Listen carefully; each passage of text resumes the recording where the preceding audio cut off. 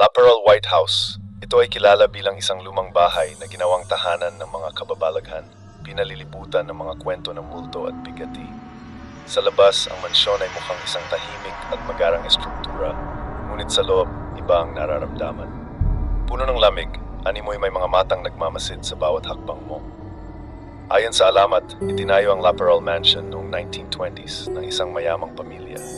Ngunit nang sumiklab ang ikalawang digmaang pandaigdig, nasakop ito ng mga sundalong Hapon, ginawang kampo, at dito nagsagawa ng malulupit na pagpatay at torture sa mga bihag.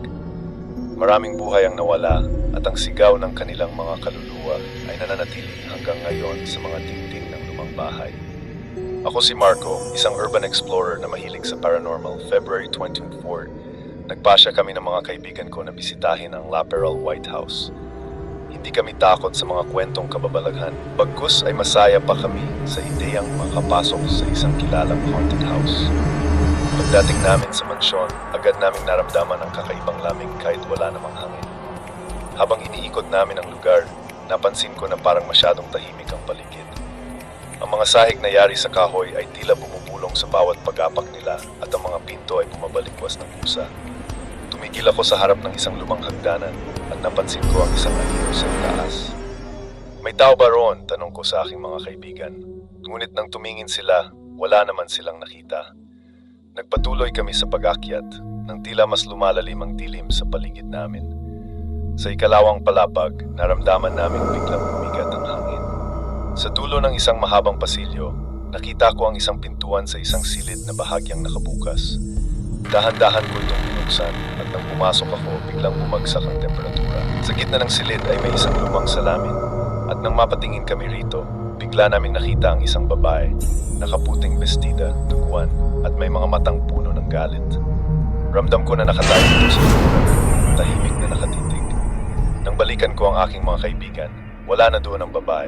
Ngunit nang bumalik ako ng tingin sa salamin, nakita ko ang mga mukha ng iba't ibang tao, mga biktima ng digmaan, mga kaluluwang na trap at hindi makaalis.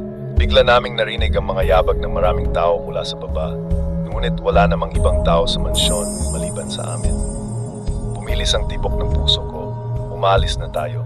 Sigaw ng isa sa mga kasama ko, ngunit bago kami makababa ng hagdan, bumukas ang mga pinto ng iba pang kwarto at sa bawat silid, mga anino ang nagsisilabasan.